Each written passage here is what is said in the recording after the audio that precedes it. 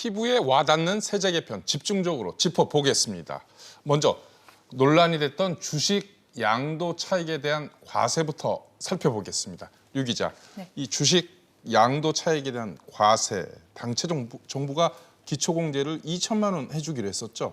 네, 그렇습니다. 지난달 25일에 주식 거래세는 낮추고 2023년부터 국내 상장 주식으로 2천만 원 넘게 번 개인 투자자들은 기본 공제 2천만 원을 뺀 나머지에서 20%를 세금으로 내야 하는 내용을 발표했습니다. 그러자 동학 개미 운동을 이끌었던 개인 투자자들이 크게 반발했었죠? 네, 저항이 무척 거셌습니다. 특히 주식 투자를 계층 이동 사다리, 기회로 인식하고 있던 20대, 30대 젊은이들의 반발이 거셌는데요.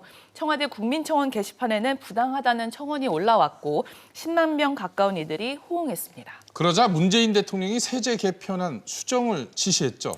그렇습니다. 문 대통령은 이제 모든 정책은 국민의 수용성이 있어야 목표를 달성할 수 있다며 사실상 금융세제 개편안 수정을 지시했습니다.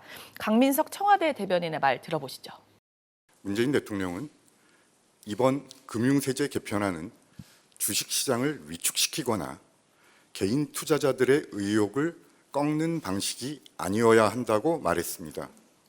대통령의 수정 지시, 세법 개정안에 어떻게 반영됐나요?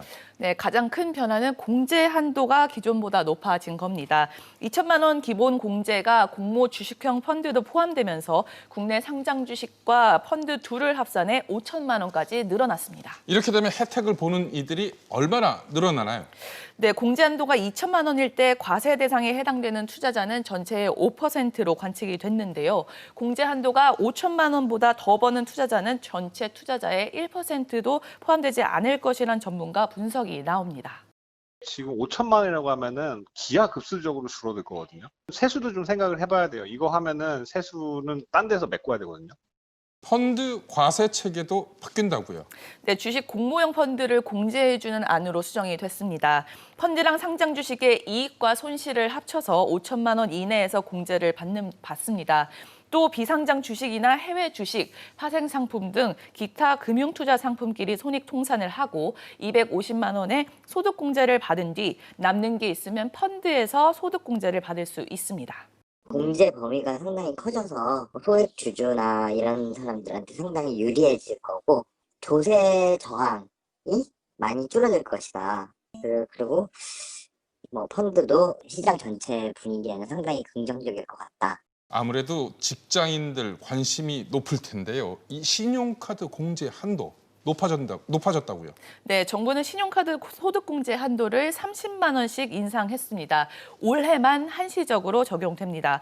코로나로 인한 소비 위축에 대응하고 소비 활성화를 유도하기 위한 조치입니다. 류 기자, 그동안 논란이 됐던 이 비트코인 등 가상화폐, 여기에도 이제 세금을 물리기로 했다고요?